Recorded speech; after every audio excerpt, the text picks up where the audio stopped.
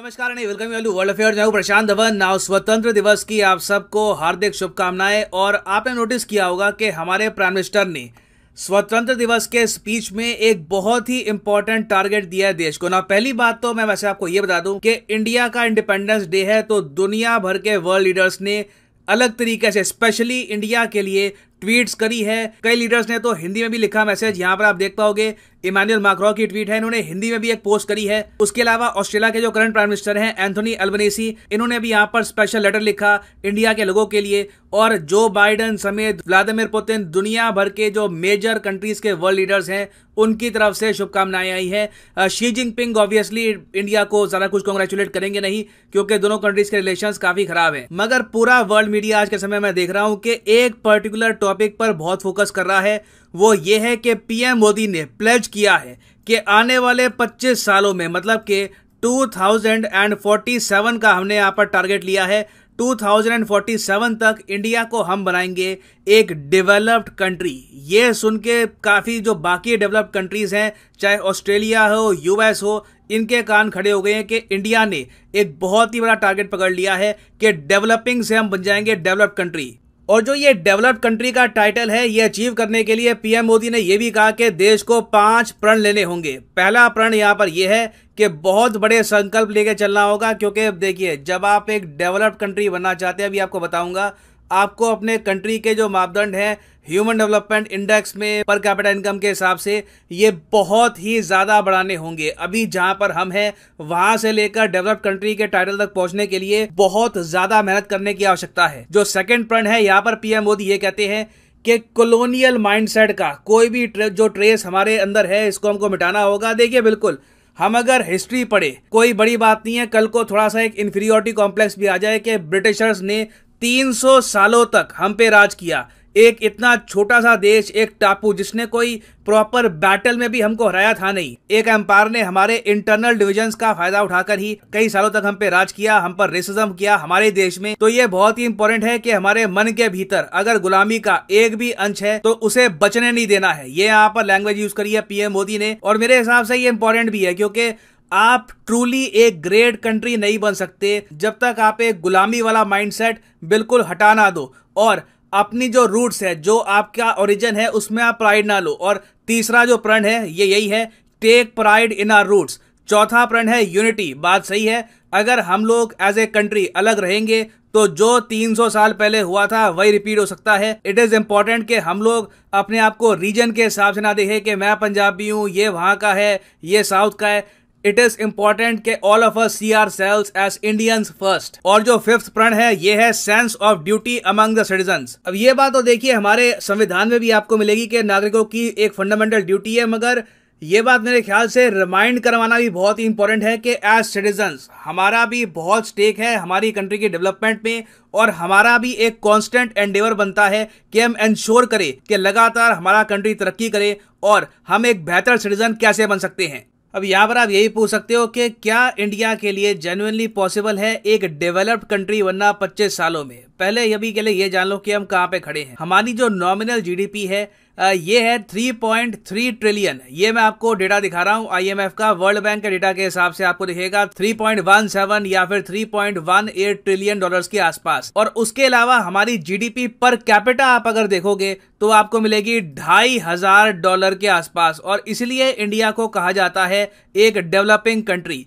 और दुनिया भर में देखो, डेवलपिंग कंट्री होने का कोई ऐसा नहीं है कि क्लियर कोई यहाँ पर डेफिनेशन है कि आपने अगर ये कर लिया तो आप एक डेवलप्ड कंट्री कहलाए जाओगे। मगर ज्यादातर वेस्टर्न वर्ल्ड में ये कहा जाता है कि जो देश ह्यूमन डेवलपमेंट इंडेक्स में बहुत ही अच्छा परफॉर्म करते हैं उनको ये कहते हैं डेवलप्ड कंट्री। क्योंकि देखो, एक बार को एक देश की इकोनॉमी बहुत स्ट्रांग होगी, उनकी सरकार के पास बहुत पैसा होगा, जब तक आम इंसान भी वहां पर एक बेहतर जिंदगी नहीं बिताएगा तो ओवरऑल उस कंट्री को आप डेवलप्ड कह नहीं सकते। फॉर एग्जांपल चाइना का केस आप अगर ले लो, चाइना की इकोनॉमी ओवरऑल इन पीपीपी टर्म्स यूएसए से आगे निकल चुकी है, नॉमिनल टर्म्स बिल्कुल यूएस की इकोनॉमी के आसपास है, मगर आप अगर पर कैपिटा इनकम देखो चाइना की तो आज भी $10,500 के आसपास आपको मिलेगी। बहुत ज़्यादा कम है। जो बहुत ही विकसित कंट्रीज हैं यूरोप के, वहाँ पे जीडीपी पर कैपिटा आपको $50,000 $60,000 के आसपास मिलेगी, क्योंकि आम आदमी वहाँ पे काफ़ी कमाता है, उसके पास ओवरऑल आप कह सकते हैं स्पेंडिंग पावर काफ़ी होती है। तो यूजुअली डेवलप्ड कंट्रीज मान के चलती हैं कि जब तक एक कंट्री की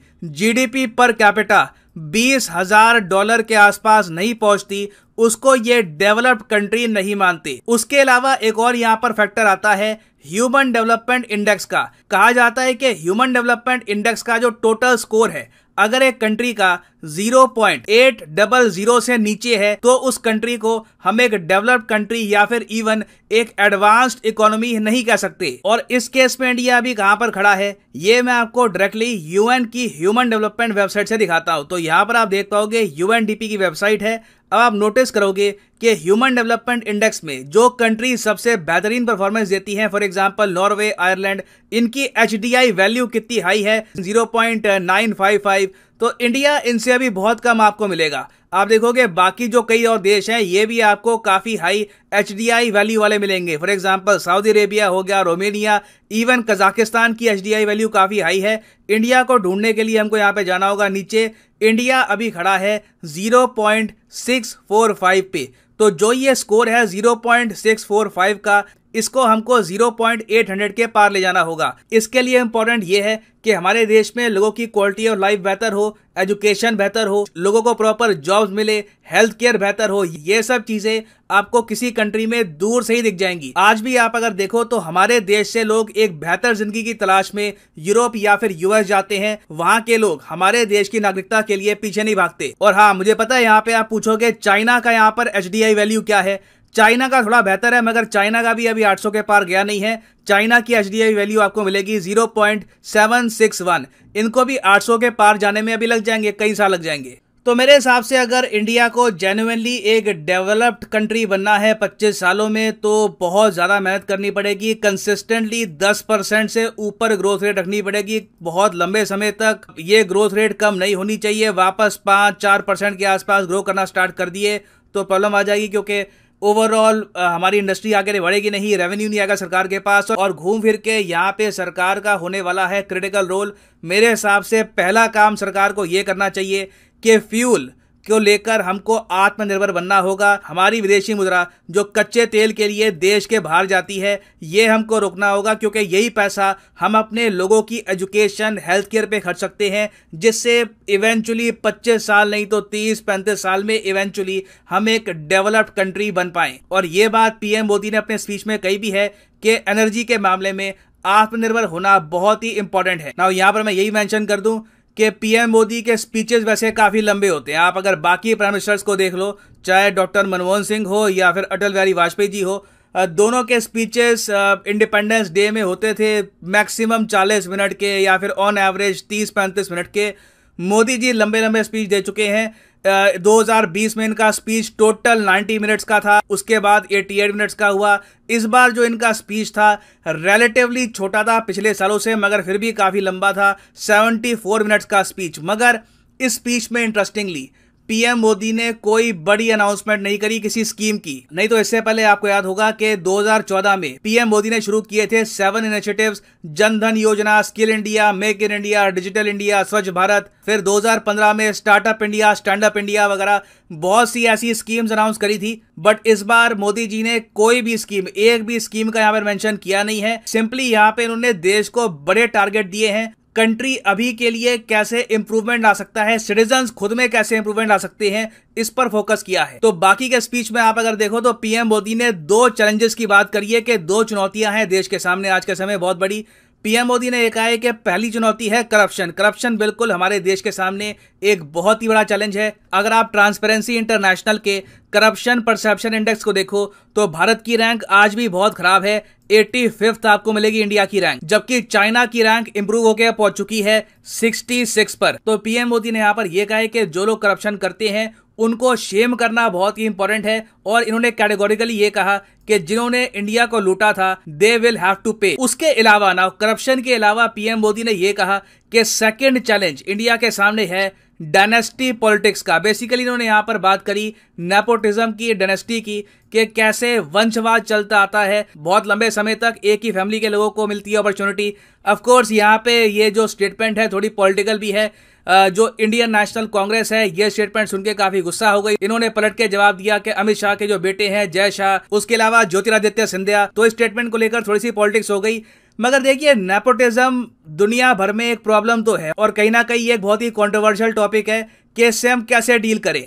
फिर इन सब के बाद पीएम मोदी ने यहाँ पर फोकस किया है विमेन एम्पावरमेंट पर, विमेन को रिस्पेक्ट करने पर पीएम मोदी ने काफी जोर दिया। ये बात आप सबको पता होगी, आप नॉर्थ इंडिया में रहते हैं तो आपने फील किया होगा। पहली बात तो लोगों को ना एक बैड वर्ड्स यूज करने की आदत बहुत ज़्यादा बढ़ गई है।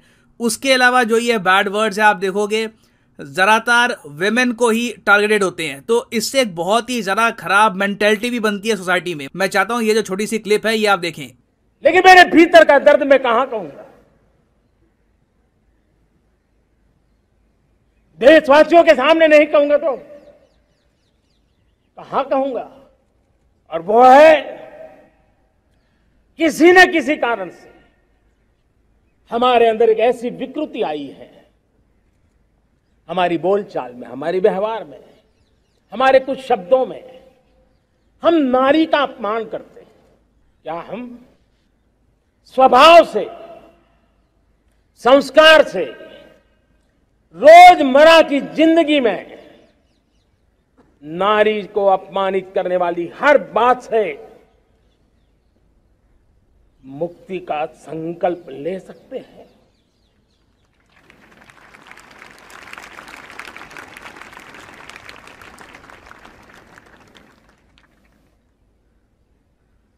नारी का गौरव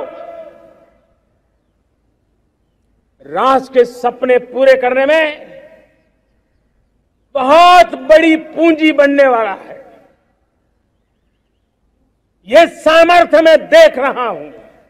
बहुत ही ज़्यादा इंपॉर्टेंट इशू रेस किया है हमारे देश के पीएम ने। और मैं वैसे आपको ये बता दूं कि ये एक बहुत ही ज़्यादा प्री रिक्विजिट भी है एक डेवलप्ड कंट्री बनने का। कोई भी विकसित देश आप अगर देखो तो वहां पर नारी का सम्मान किया जाता है। उस देश की जो फीमेल्स हैं वो इकोनॉमी में कंट्रीब्यूट करती हैं, वो सेफली अपने घर के बाहर निकल सकती हैं, उनको एक सेंस ऑफ सेफ्टी रहती है। इंडिया में मैं कहूंगा कि हमको हमारे बोलचाल में, व्यवहार में, ऑल टुगेदर वुमेन सेफ्टी पर, वुमेन एम्पावरमेंट पे अभी बहुत ज्यादा काम करना है, तभी ओवरऑल एज ए कंट्री हम इंप्रूव कर पाएंगे। नाउ इस सब के अलावा पीएम मोदी ने यहाँ पर टेक एड की भी बात करी है कि देश का टेक एड आ चुका है। मतलब कि एक ऐसा समय अब देश का आ चुका है जहां पर टेक्नोलॉजी के फील्ड में इंडिया काफी तरक्की करेगा।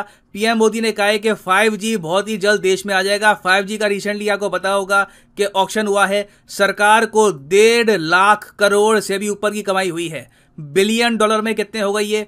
रफली हम यहाँ पे बात कर रहे हैं 190 बिलियन डॉलर्स के आसपास। एक ह्यूमंगस अमाउंट है। ये पैसा जो प्राइवेट कंपनीज है इंडिया में, रिलायंस, वोडाफोन, एयरटेल, ये सब देगी भारत सरकार को। तो सरकार को मैसिव अर्निंग हुई है यहाँ पर। और आपको पता होगा कि बहुत ही जल्द हमारे देश में मैसूरू में एक बहुत ही मेजर सेमीकंडक्टर प्लांट भी ओपन होगा। करीब 23,000 करोड़ की लागत से ये प्लांट बनाया जाएगा। तो काफी पॉजिटिव बातें थी, पीएम मोदी ने इनका मेंशन किया है, मगर कोई स्कीम यहाँ पे इन पर्टिकुलर इसका भी मेंशन हुआ नहीं है। ना यहाँ पे मैं जानना चाहूंगा आपका ओपिनियन। आपके हिसाब से क्या हम लोग जेन्युइनली 25 सालों में एक डेवलप्ड कंट्री की श्रेणी में आ सकते हैं? और अगर आप मानते हैं कि आ सकते हैं तो उसके लिए इंडिया को एक मेन काम क्या करना होगा, ये भी ऐड करिएगा अपनी कमेंट में। अगर आपकी कमेंट बहुत अच्छी हुई, काफ़ी आपने उसमें इन डेप्थ जानकारी दी, तो मैं कोशिश करूंगा उस कमेंट को पिन भी कर दूं कुछ समय के लिए, ताकि बाकी लोग भी वो कमेंट देख पाए। बाकी मैं कोशिश करूंगा कि मैक्सिमम जो कमेंट्स हैं उनको हार्ट भी दूं। तो लिखिएगा अपने थॉट्स के बारे में in the comment section below. और फाइनली यहाँ पर मैं ये भी